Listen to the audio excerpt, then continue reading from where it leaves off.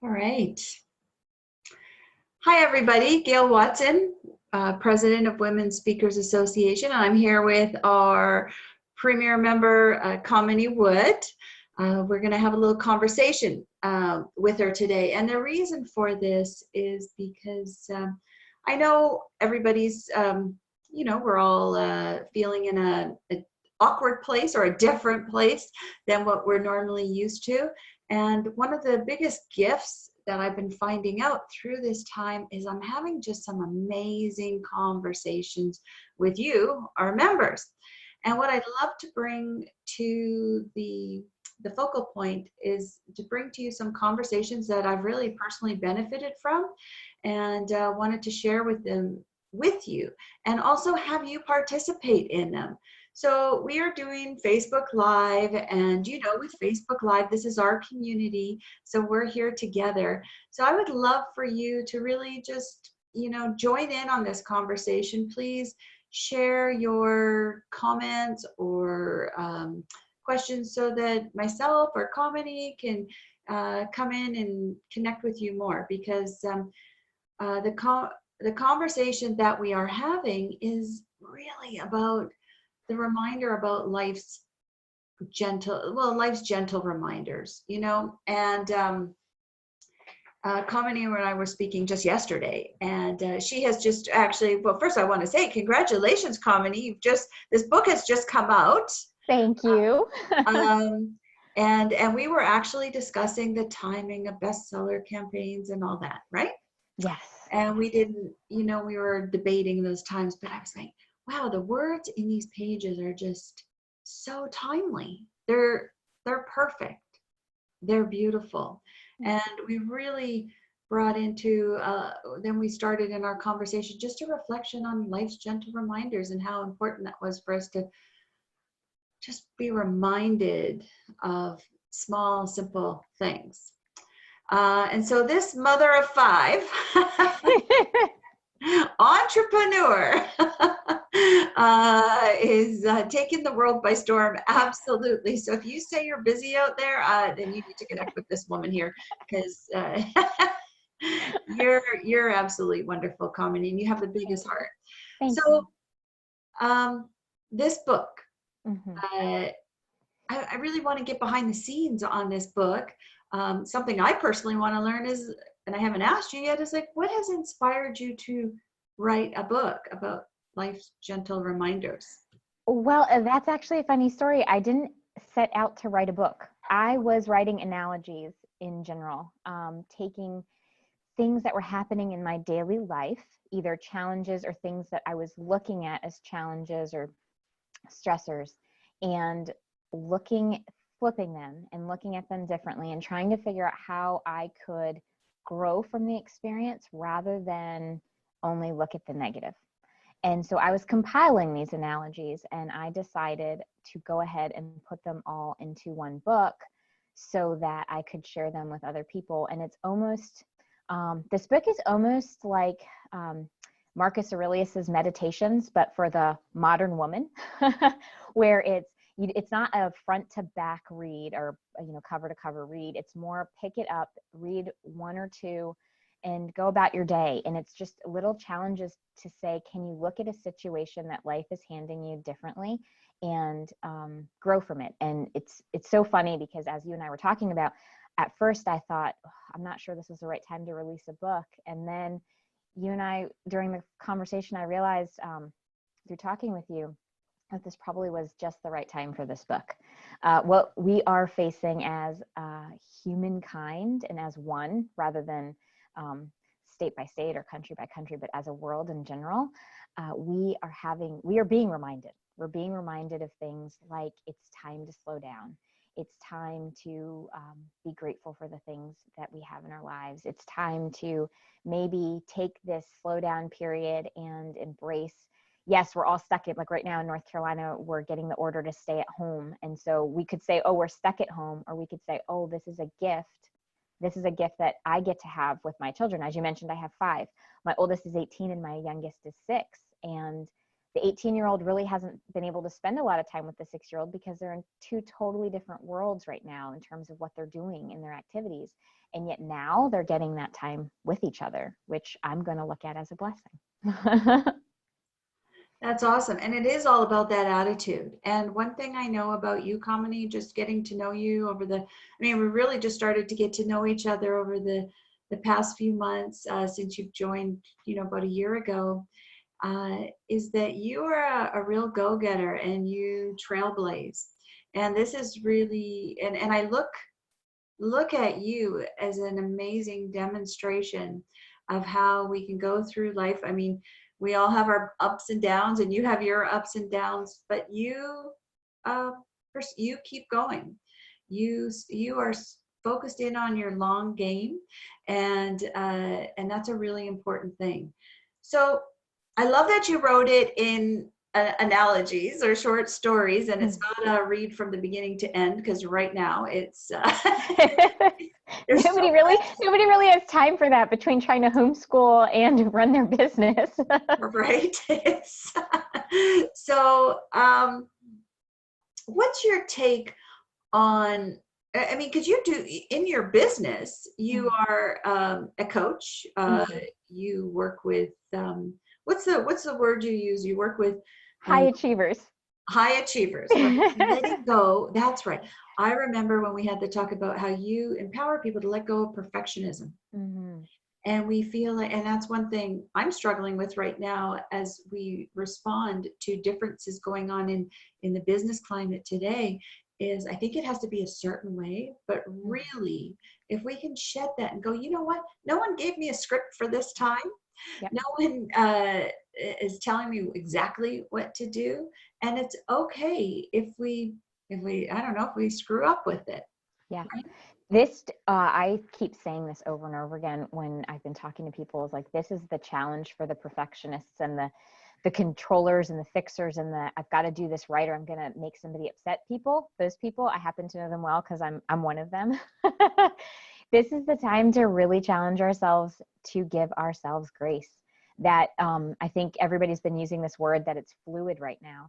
There really isn't the right way to do this. There's I'm showing up and I'm going to try it this way.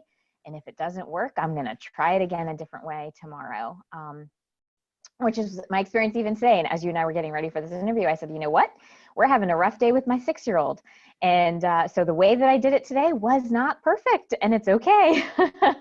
We're going to keep going on. And the thing that we're going to do is remember to just keep showing up and doing our best and recognizing that we're human and we really are trying our best right now, given these new circumstances that we're learning how to maneuver through. And it's giving ourselves that grace and that compassion. I love that because, there were so many quick takeaways. I feel like going back and watching this recording and writing down everything you say. So is this book trying to bypass any of the frustrations in life, or? Yeah. So a lot of times people will use the term spiritual bypass, or, you're just trying to, pendulum swing, turn, something negative into positive. And that's not what this is about. This is about recognizing a situation or your reality, saying, I can see it that way. That's what it is. But then choosing how and what your takeaway is going to be. Because at the end of the day, we don't get to control all the things. But what we do get to control is our reaction to situations. So if we're choosing, and we're at that choice point, we choose how to look at it differently, then our reality does shift. And we're able to walk away with something learned or something to apply going forward, rather than just sitting in negativity or in, feeling bad or, letting that inner self-critic run away. Right. Okay. So I go, I'll just play the devil's advocate here, because I know what some people are thinking, and I thought it myself, is that I'm listening to all these positive messages coming in, and I'm hearing all these things I should be doing. I should be meditating. I should be doing this. Yeah. And at the end of the day, I could be in a panicked state. Right. So my question to you is, what would your advice be to someone who's listening and watching right now, feeling, just saying those exact words, that I'm too panicked, I want that positive mind. Mhm. I want that feel. I Mhm. want to be calm and relaxed, but Mhm. I'm not. Yeah. Well, it's interesting. The keyword that you said there was, or the keywords were should be. The moment we start thinking should be, that's when we know we're living to some external expectation or looking towards an external validation. So that's a key point to, as soon as we say that to ourselves, we need to press the pause button and get present. So honestly, what I've been saying to a lot of people who are facing this anxiety, and me included in that, because like you said, I have my ups and downs right now. These are times that we're not used to, but it's give yourself the time to get present. And how do we do that? Because it's not like, oh, I can just start meditating. No, it means actually get present in your moment. Recognize, use those five senses. What can I touch around me? What do I see around me? What am I hearing right now? Do I smell anything? What's the taste in my mouth? Which challenges you to get present in the current moment. Rather than letting your mind keep running wild, it challenges your mind to slow down and really be present where you are and what's happening around you.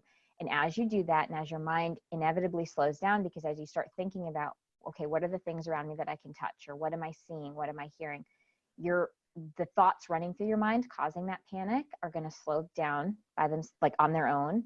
And that's when you can do like a deep breath in. The one that my go-to is breathe in for 3 and exhale for 6. And that really will allow your body to also slow down and get present in the moment. Because that panic and overwhelm can really overtake you.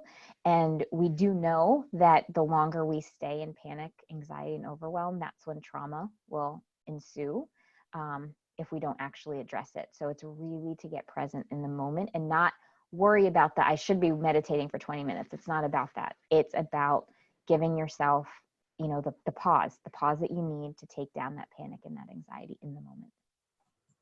I love this. And I mean, you walk your talk, you have been professionally trained in this. I know you're a member of you're board certified by the American Association of Drugless Practitioners.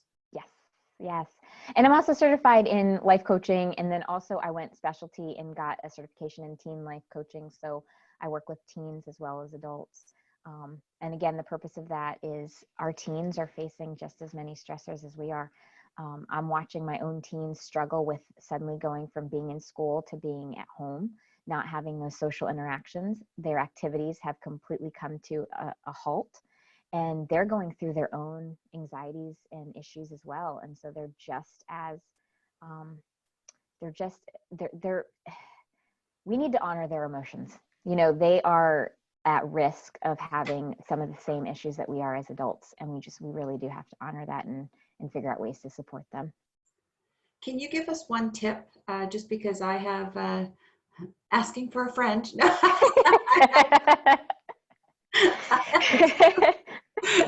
I have two adult. I have the 19-year-old and the 21-year-old. Yeah. One tip, it's so funny you say that because I feel like I'm rotating tips depending on age.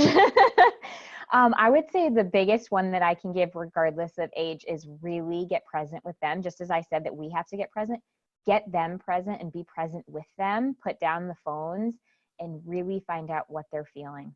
Really get into those emotions, have them actually tell you what it is that they're feeling. Because what we're doing right now is we are trying to muscle through, many of us are trying to muscle through and just, okay, we can get this done, we can handle all of this. But those emotions need to have a place to rise and crest. And if they don't, they're just being put in a container they're going to recirculate. And when they do recirculate, sometimes they're bigger than they were before. So we really do have to honor their emotions now. And I always say emotions are meant to be in motion. So we have to encourage them to share with us what they're feeling and what they're going through. I love that. Emotions need to be in motion. How beautiful. Kamini, you are amazing. You really are. You are a true gift. And you've arrived just at the perfect time that we need. And this book, I know, I think you're selling it off your website and Amazon. Your website is kaminiwood.com, and you see that big book behind her head right now. That's Om, that yoga. Yes. Yes. The Precious. presence, you're presencing yourself. So it's Om, life's gentle reminders. Om, life's gentle reminders. I think a beautiful book just to keep for ourselves. If you're looking for something to read, or maybe you have a friend that's really stressing out these days, and they need some support because we can't go sit with them and meet with them. This would be great to maybe just put it in the mail with a little personal note. We can get it right from your website, right? Yes. Kaminiwood.com. I said that. Kaminiwood.com. You got it. Yep. And how about if would you be willing to autograph books that came in via your website? Oh, absolutely. Yes. Yeah, Definitely. a personal message, maybe if you're getting a book for your friend, maybe if it was personalized by them, that would be a really cool gift, like to your friend. You could put a little message and then sign the author. There we go. You got it. Absolutely. Just before so I want to thank you for having this quick conversation and for being open to sharing our conversation that we had yesterday, because it was after our conversation yesterday, I went out for a walk and I posted these pictures on my personal Facebook page and just went into in nature, into a lake by myself. And I reflected back on some of your words that you shared with me and about being present. And I've observed many of the gentle reminders that were just around me in nature. And so I really appreciated your grounding, and that was just from your words. So the fact that your words are now in paper, so I want to thank you for that. And is there any last words of wisdom that you would like to offer to that special person listening to you right now? I think I want to offer my anchoring thought, which I go back to routinely, which is life is a journey that's happening through us and for us and not to us. That anchoring thought is something that centers me often, that this is all through us and for us. Through us and for us. Thanks, Kamini. Okay, everybody watching, we wish you a great day. We welcome you back to hear from more amazing conversations, but check out her book, really. This is Kamini Wood, Life's Gentle Reminders. Thanks again.